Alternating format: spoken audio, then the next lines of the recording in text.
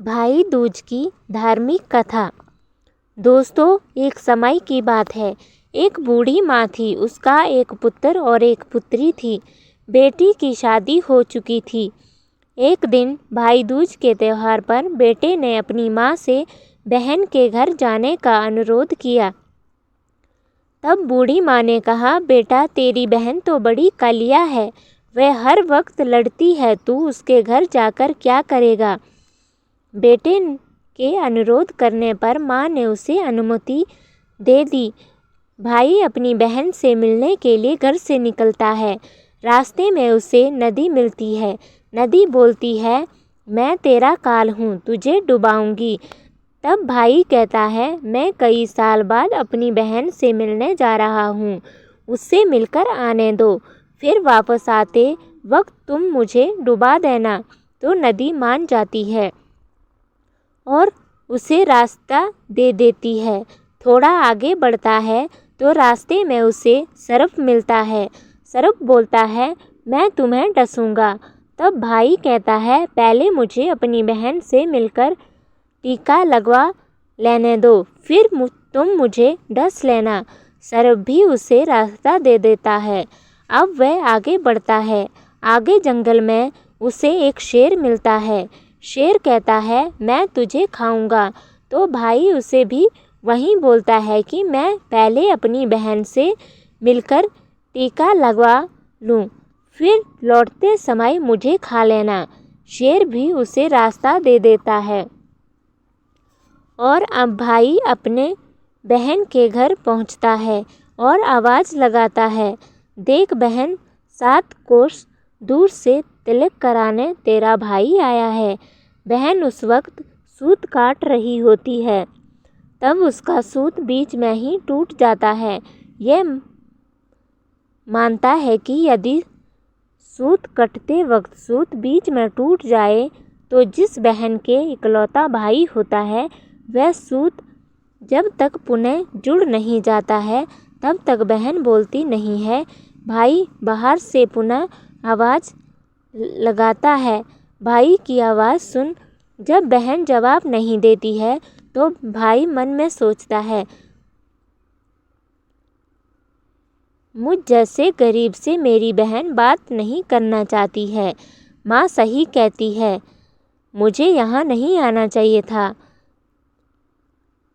अपने भाई को घर में ले आती है और वह अपनी सहेली पड़ोसन के घर जाती है और उससे पूछती है, सहेली कोई जान से भी प्यारा मेहमान आए तो क्या करना चाहिए।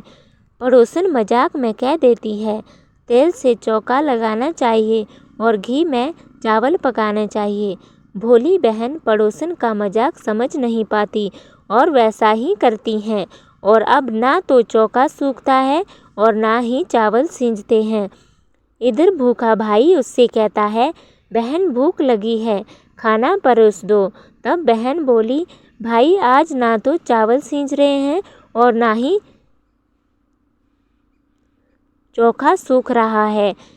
भाई ने पूछा, कैसे तो तूने चौका लगाया और कैसे तूने चावल चढ़ाए। बहन बोली, मैंने पड़ोसी सहेली से पूछा था, उसने कहा जान से प्यारा मेहमान आए तो तेल का चौका लगाना चाहिए और मैं चावल चढ़ाने चाहिए।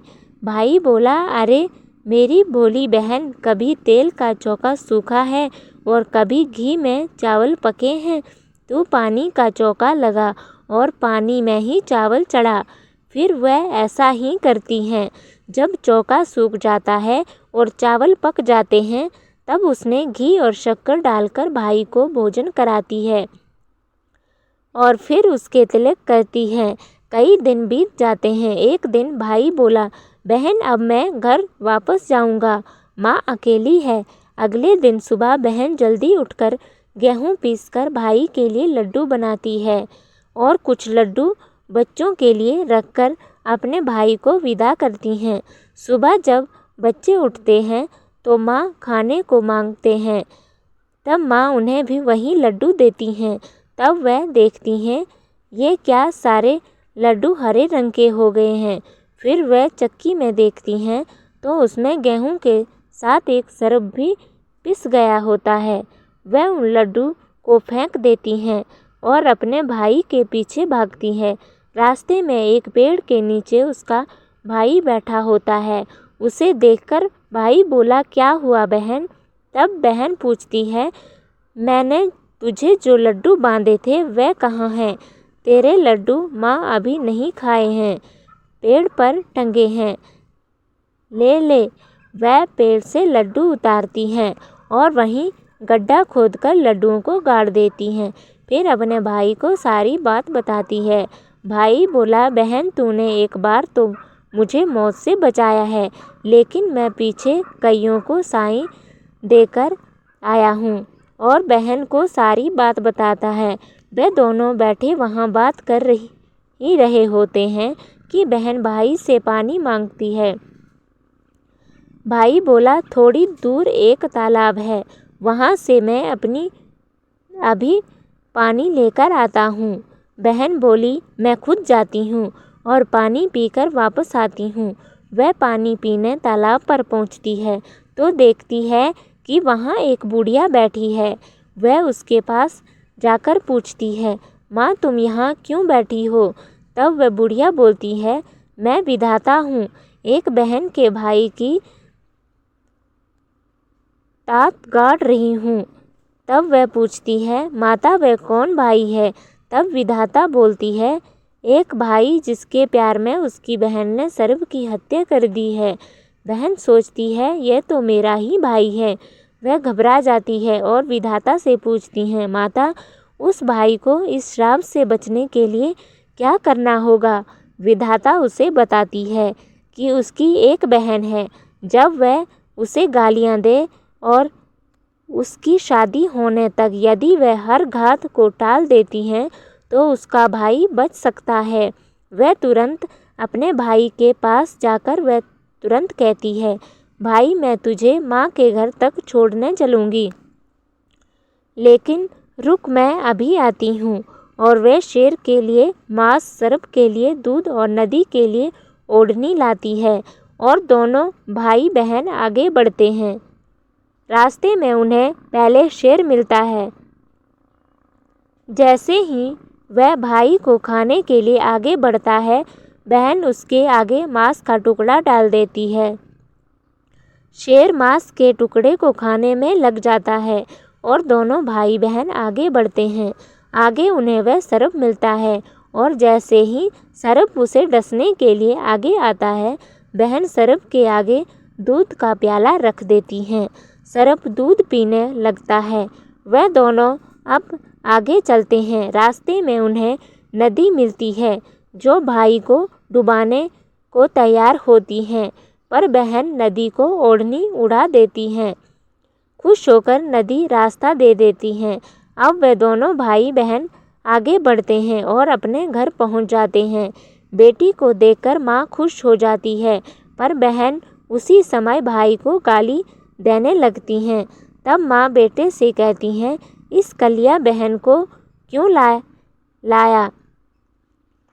तब भाई बोलता है, माँ बहन तो बहुत अच्छी थी, पता नहीं पर इसे आते ही क्या हो गया। थोड़े दिनों में भाई का रिश्ता आता है। तब सब कहते हैं, बहन पागल तो है पर भाग्यवान है। पर जब ससुराल वाले सगाई के लिए मिठाई लाते हैं तो बहन कहती है, इसकी मिठाई क्यों बांटते हो, पहले मेरी मिठाई बांटो। कई बड़े बुजुर्गों बोले, इसे भी भाई के साथ बैठा दो। सगाई शुरू होती है, वहाँ आग लग जाती है। बहन को तो पता ही था कि उसके भाई का घात है। उसने तुरंत ही वह आग बुझा दी। अब कुछ दिनों बाद शादी के कार्यक्रम शुरू होते हैं, परंतु बहन हर समय भाई के साथ रहती थी। जब भाई की निकासी होने लगी तब बहन बोली, अरे इसकी निकासी क्या करते हो, पहले मेरी निकासी करो और इसे पीछे के दरवाजे से लेकर जाओ। बहन के इतना बोलते ही आगे का दरवाज़ा टूटकर गिर जाता है। सब कहते हैं, भले ही बहन कलिया है पर बराबर भाई की जान बचा रही है। जब भाई फेरों में बैठता है तो फिर बहन कहती है इसकी जगह मैं फेरों में बैठूंगी। शादी के बाद जब दूल्हा दुल्हन की रात जगाती है तो बहन कहती है इसकी नहीं, पहले मेरी रात जगाओ। कई लोग बोले बीच में पर्दा लगाकर इसे भी साथ में सुला दो। रात में जब भाई और भाभी सो जाते हैं तब वहाँ एक सर्प आता है। बहन तो तैयारी में ही बैठी थी, वह उसे पकड़कर टोकरी में रखकर सो जाती हैं।